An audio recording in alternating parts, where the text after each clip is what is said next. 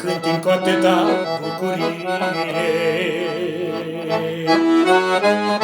cu ochii așa strălucitori.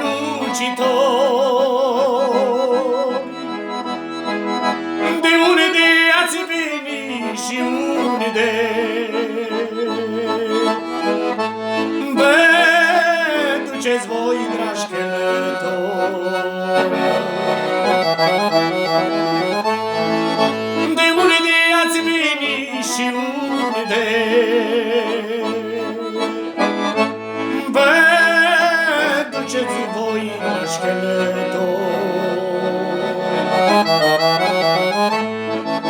Noi mergem către Țara Sfântă, spre cerul plin de bucurii, acolo unde îngeri cântă. Tu, suflet drag de cel vii, acolo unde îngeri cântă.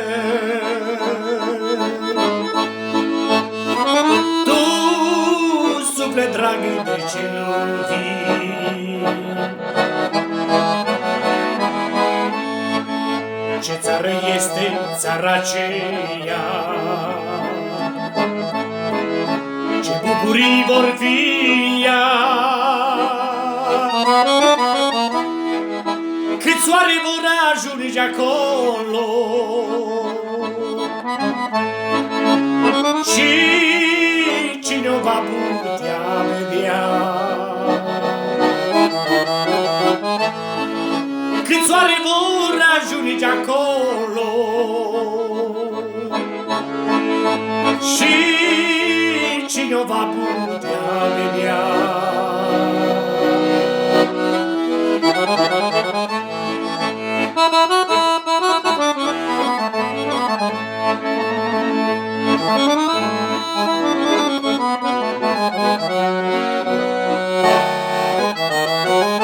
Acolo-i țara minunată și viață veșnică de-apoi. Păstorul bun spre ea ne-ndreaptă. Oh, hai și tu, oh, hai cu noi. Păstorul bun spre ea ne-ndreaptă. Oh, hai și tu, hai cu noi. Dragi călători, ce presăgere, să pot și eu în ea intra. Eu n-am o haină ca așa voastră. Oh, cine mi-ar putea o da? Eu n-am o haină ca așa voastră. Oh, cine mi-ar putea o da? Domnul Iisus plătit-a prețul, spre cerul El ție mândru, și El te îmbracă în haine albe. Oh, vin la El, oh, vin acum, și El te îmbracă în haine albe. Oh, vin la El, oh, vin acum.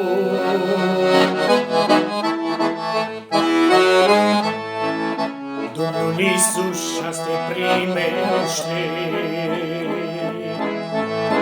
Cu-al tău păcat, cu-al tău amar, și te iartă că-și te iubește. O, vin la el, o, vino azi, și te iartă că-și te iubește. O, vin la el, o, vino azi.